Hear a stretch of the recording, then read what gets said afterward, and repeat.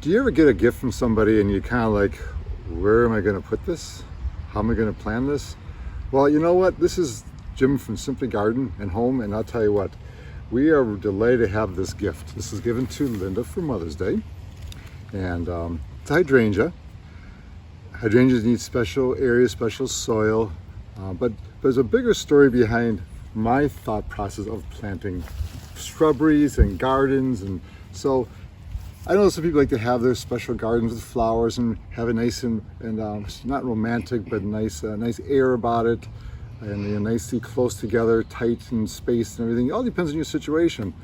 My philosophy in gardening is keep it simple, hence Simply Garden and Home. But really, truthfully, when you look at laying out a layout for a garden, plants, shrubbery, the tendency is, oh, these are tiny little shrubs. In fact, I think back to ourselves when we first started 35 years ago. I did a plot plan of the whole property because the house was new. Just a simple cape, didn't have the addition at that point. For those, there was one there, but it was a simple layout. But at the same time, I knew that things are going to grow down the road. So we plot on a plot plan, all by hand, no computers back then, big piece of drawing paper, and literally measured out plants. Got a bargain on the plants. We found it in the fall, discount place for plants, and these little 1-2 gallon pots, little plants like this. Now the tendency is, oh, these are small, let's pack it in. Nothing worse I'll see somebody buys a new house. I drive by and see the landscaping. They got a plant here, a plant here, a plant there. I'm like, it's gonna blow up and explode. And guess what that means? A lot of maintenance, a lot of work in the future. So by keeping your garden system simple and your layout simple as far as shrubbery or planting, laying out, things grow, things get big, and also time. If you want to have time to do other things you enjoy in life, and some love gardening like I do. I could be out there all day. I know others have other things they want to do too. So if you over pack your gardens, make it too tight, everything too close together, you're going to give yourself a job, okay, beyond maybe what you thought you were. So here we are, hydrangea. This base is all laid out back here. Stone wall, got woods behind her. Another ongoing challenge is keeping the woods from coming in, so we keep on trimming. But anyways, keeping things open. And then of course, this here was the next natural area to put something like this. Now Linda wants more of these in the future, so we're gonna stagger them. So literally, these guys get 4 feet high by 4 feet wide. They get big. So you gotta think that. Yeah, this is a nice size hydrangea, beautiful size. It was given to us, I think for my daughter. Happy Mother's Day. But then the next one we're literally gonna put 6 feet away, which would be right about here, okay, or in a straight line, however you want to do it. And then if you do another one, it's going to be way over here. Yes, you're going to have some time. You're going to have to, in fact, funny things. We just finished doing our bark mulch. I used to get 5 to 6 yards at a time because we had a lot of open space.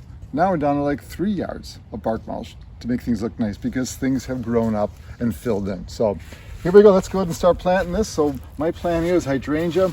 I do have some things for the hole. I'm gonna have myself some fish fertilizer, my favorite. Gonna give that a nice drink after it gets in there. I've got some organic, you don't have to use organic for flowers, but just happen to have it available. Sorry, the label's gone, but flower fertilizer for shrubs and flowers. They also have a soil builder, because I know this soil is gonna be terrible. Hence, the trusty pickaxe. I'm gonna need this to dig a hole in this baby. But we'll see how bad it is, or what big rocks you find. In New England, you wanna dig a little hole, sometimes it becomes a big hole because you got surprises down below. But we'll see how this goes. So this is a soil builder, which we'll use that to get the soil that's in there better. And if I have to, I'll grab some soil out of the garden also. So let's go ahead and get started. Let's see what we get in a few chops with this guy here. And I got my trusty bench. Love this bench. This is awesome. In fact, there's a link down below. If you want one of these, we have a link. You can get it through Amazon. It's a wider bench. My previous one I had for 35 years, believe it or not. Just got rid of it. That was maybe 30 years. Just got rid of it. So here we go. Let's go and set this guy aside. Is this where you're comfortable with? That looks awesome. Okay, right in this general area. And we'll get good sun most of the day. It needs morning sun. We got woods in the afternoon, which we'll continue trimming out. Oh yeah, this is going to be a real trip. Yeah, it's all. Oh, a few roots in here.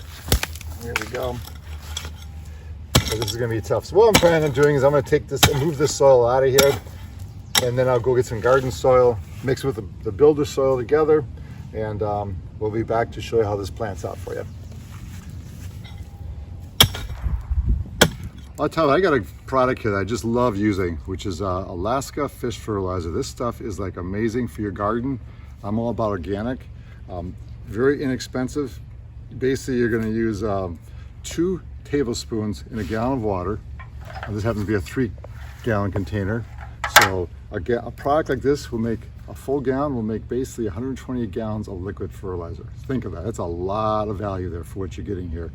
I think some specials out there right now, but it makes a difference in your plants. They love it. You can get 2 gallons of these for like, I think, under $50 right now. So what a great price. Can't go wrong with natural organic fish fertilizer. Try it.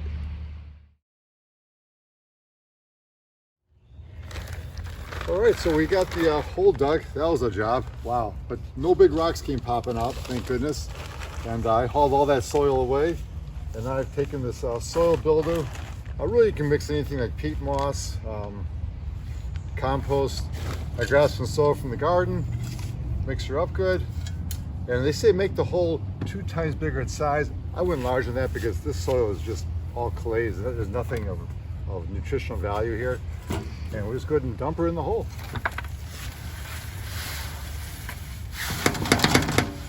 Perfect. That looks good like that there. And instructions do say when you plant this thing to plant it 1 inch above soil level. Kind of similar to like how blueberries grow. Blueberries typically you keep them right at soil level, or a little above soil level, because they have a very shallow root system, and you don't want to drown them out with a bunch of soil. So there we go, just as simple as that. Take the hole down here. All right. I did pre-water this, so hopefully it comes out, doesn't all crumble apart. Oh, there we go. This is not badly root bound. If they were, you'd want to really break the roots up quite a bit, but I want to see here. That's not bad at all. Like this right here, we'll just break it up a little bit. You think you're hurting the plant, but you're really not. It's stimulating new growth this way. All right. So we're going to go ahead and stick her in the hole here. And they say keep it about 1 inch above ground level, so I'm going to go from this ground level right here and push it in here. I make sure it's really packed down well. I'm going to push my fingers next to the root ball, because the worst thing for roots is having air. That's why a lot of times I believe plants die when they're planted, is they have air pockets around them, and the roots dry out and plant's done. I'm also going to take some of this flower garden fertilizer, just a little bit, and sprinkle some of that around. Now, this comes actually from Gardens Alive. It's lost this tag itself. It is organic, but not that you use organic for bushes, but it's what I had available. We'll just sprinkle a little bit of this around here. Mix it with my fingers. All right, let me also say to go ahead and build a little well around it, so that way it helps hold the moisture in. And hydrangeas, you almost have to water it, they say, a couple times a week. First year, well, winter time you can't water, but they want moisture. They want them to dry out because they have a very shallow root system. All right, there we go. Let's go ahead and give it a good water of our mixture of fish emulsion here. Not that you have to use that, but I think it really, I didn't do quite as strong as what instructions call for. Instructions for this calls for 2 tablespoons per gallon of water. I think I went about 1.5 that times, or 1.5 less the times as that would be. Basically, I went about 1.5 tablespoons per gallon of water. And the last thing they say to do is take some either mulch, straw, grass clippings. We have some of the bark mulch left over here. We'll just put that around here. I'm sure over time Linda will start thinking of things she wants to do over here as far as expand this, put an edge around there. But for right now, we'll let it enjoy its new home. And just make sure I don't cut it down with a lawnmower. I wouldn't do that. I have had a few problems in my fruit trees where the beehives in there. And I did back up one time and I knocked over one of the beehives. Oh, that was exciting. I got off that tractor so fast, that mower, because I had to get my bee suit on. You get that hive back together before you disturb the whole operation there, but they were fine. There we go, look at that. Does that need to be staked at all? You See know, how they're flopping? yeah, I don't know.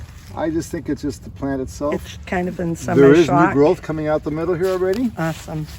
So Do that'll you think start. it's a little bit shocked because it got moved? Well, it's been in the pot for a while. Right. But we'll go ahead and pack this down a little better here. And that is as simple as transplanting a hydrangea into a brand new area. Thank you again for watching, and hope you gain a few things there of information about the simplicity of planting hydrangea. And hopefully next year we'll have some nice, beautiful new blooms there. Don't forget to subscribe if you enjoyed what you saw. Hopefully you did. And any questions or comments, appreciate it. And hit the thumbs up, like button. And we'll be talking to you soon, as we've got a lot going on, and we'll be sharing a lot more with you. Have a good rest of the day.